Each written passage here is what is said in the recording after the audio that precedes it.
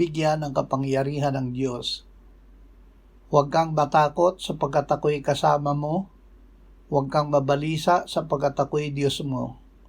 Aking palalakasin ka. Oo, ikaw ay aking tutulungan.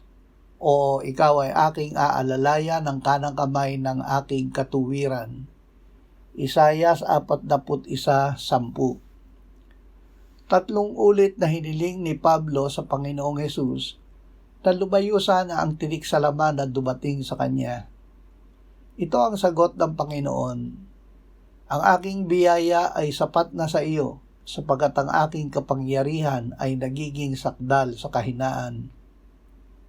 Panginoong Hesus, sa oras ng aming kahinaan, bigyan mo kami ng kamalayan na kasama ka namin at umiiral sa amin ang iyong kapangyarihan upang magawa namin na harapin ang mga kahinaan, paglait, kahirapan, pag-uusig at mga sakuna, sapagkat kapag kami ay mahina, kami ay malakas dahil sa iyo.